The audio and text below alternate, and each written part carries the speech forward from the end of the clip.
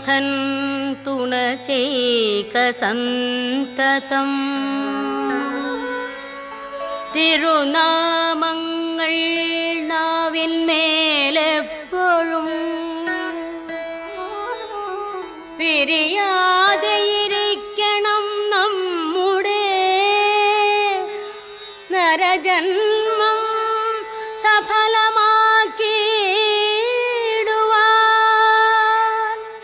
നരജന്മം സഫലമാ